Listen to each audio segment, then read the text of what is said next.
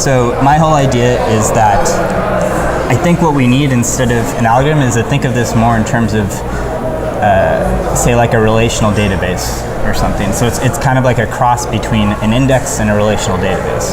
So it lets you look at kind of, so I went through all your 171 posts. Right, on my blog. Yeah, like I crawled them all. So this was just as a test to, and this is actually my marketing pitch. Every time I talk to someone, I'm going to index whatever is like that's a good point. So this is literally every word that's ever appeared. So you can, if you're just browsing, you can kind of start to see patterns and things. I've noticed that you talk about Java a lot, 92 of your articles. So if I select this word, it shows me the words that appear with that word. Right now, you'll notice there's obviously a lot of junk words, but I actually have a solution. It's a much simpler solution for dealing with that kind of thing. So, so then this shows you like all the articles in that. So now the question is, okay, what if I want to compare you to, say, Joel Spolsky's blog? Yeah. So he talks about various things. So now these are the types of things he talks about. He's got less words than me? So I did this, I'd been working on Twitter, and I wrote this web scraper like just yesterday. Oh, okay. So this comes from headers and footers he likes to put on his... So it's not from real articles, not from the main text. No, it is from the main text. So most of this stuff is, for example, like...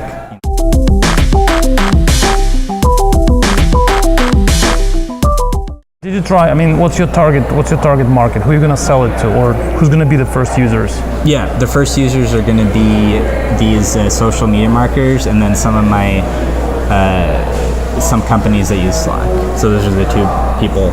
And how are you gonna approach them? How they will know about you? How are you gonna sell it to them? Well, I'll sell it to them because I've had the social media marketing people, like I've talked to them and they're willing to try the tool, right? Like. So you talk to them like personally, them? Yeah. Well, I met them through friends. I've gone to meetups and stuff. I've been to I've been advised just to meet as many people as I can, obviously. Okay. So. And who are direct competitors? What solutions people currently use until they have yours? I guess people use Google. Just Google? Oh, you mean, all right. Yeah. Just for searching through things, right? Or Mention, or you showed me something else. Yeah, Mention. So the other thing is, Mention actually lets me create an account. A lot of these other things, you have to contact them.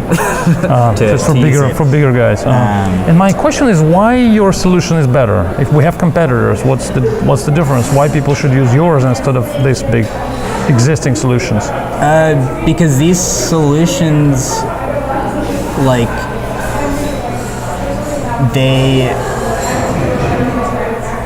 the insight they give you, like, tends to be very surface level, and it doesn't actually. So in a sense, this serves two functions. Like, right, one is just organizing your corpus, so that you can access things which are related to the other, and then you might have like analytical thing where you're interested more in numbers and percentages and things like that. Your innovation is that you think that you build an algorithm of indexing the space of words somehow that nobody else does right now. And I think it gives you much better insight. Because when people want insight. Because of the way you index this data, it gives us users a way better instruments to search through this database. To evaluate sources of data. So then tell me about this indexing again, like why it's so unique and why there's nobody else on the market has that. It doesn't sound too unique to me. You're just getting you're just getting keywords and you're putting them into some index.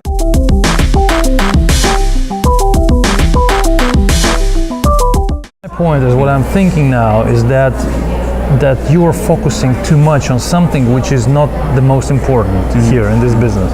So you definitely managed to to index the stream of information, like there's Twitters, there's the tweets, and maybe the websites and web pages and everything, which is not a complex task for a programmer, for a normal programmer. But you managed to do that, which is good. The next step is that you've managed to put this information in the proper data structure format, some format. Maybe you invented this, maybe you decided not to go for Lucene or not decided to go for some database, you decided to do this JSON structures and Amazon, everything S3. That's good. You also have done it. But this is just the preliminary, this is just the preparation steps for the final step, which is how to convert this information, this stack of information, into something which the users will be able to understand and appreciate and pay for. At the moment, you're the only user of this system. You're kind of making it for yourself. You definitely understand the value of all this stuff. But from the user part, it's raw now. It's not ready. It's like you're just bringing the meat to the market, to the restaurant, and saying, "Hey guys, this is meat. This is perfect meat. Let's." It's many things, many ways to cook it. Let's just love me. I'm so good, restaurant here. Well, it's not yet cooked. Don't worry about that. But I'll cook it for you. It's gonna be. Well, I think it's edible. I mean, you're saying it's edible. It's but maybe you mean it's not raw? It's not plated. And it's not what users can get. Right now, because you definitely have something. You have some ideas. Maybe you're going the right directions. But first thing is not yet completed. You haven't even selected the right direction yet. I mean, the direction yet. You have many options. You're saying I can use it this way, and then you can too many things. So you're just shooting in different directions now and saying, hey, you can do this, you can do this, you can do that. But for me as an investor, for your customers as users, and for you as well as a founder of this, it's better to focus on one thing and go and put it to the market and see how the market reacts. Because you're thinking like a developer, like a good developer who is excited about making many technical things, and you just don't want to narrow yourself into one simple application of your ideas. You're just thinking this is too little for me. I mean, I'm bigger than that. I can understand that, but that kind of makes your business more difficult. I mean, you're kind of you're putting your business into trouble, but not your software development. So if you would be developing in in a research institute somewhere on the grant, and they would say keep researching, and we don't care about what's going to be the outcome, just keep researching and publishing papers about how beautiful your algorithms are.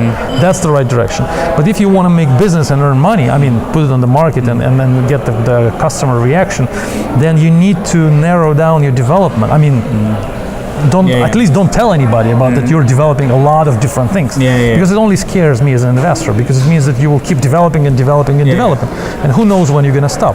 You should say look, you should start your pitch and everything and your strategy from a different perspective. You should say first, look, there's a problem on the market. You go to the website. Let's use this one. We go to the website because I understand it. You go to the website and you don't know what this website is about. Especially mostly like blogs and people writing about something, like many articles. You don't know whether it's a spam site, because there are many of them there, writing about everything for no reason, or just writing some crap. There could be some the website which is targeted about some specific subject. Could be at the website there could be some conclusions which your software can make about the website. And this is the problem. You're coming to me as a user or as an investor and saying, look, there's a problem on the market. You can't make a decision of what this website is about. There's no tools for that. Well, there are some mentions, some tools which is mention.com or something else, which are not doing exactly the same. You cannot do it now, and Google not going to help you. That's a problem. Maybe it's not a huge problem, people don't know what to do, but that's a niche. That's an opportunity, because if you introduce a solution for that, we may find some customers. So I created this solution. I did some blah blah database indexing, doesn't matter, but I did it. And now look how it works. We type the name, boom, click, it gives us some information. It's not perfect now, the information is not accurate. We don't index a lot of data now, we are slow, we are blah blah, our server doesn't work. It's all not important. What's important is that one specific solution for one specific problem. You're not really changing the world of data indexing. If you would be doing that, I would say forget the marketing, it doesn't matter.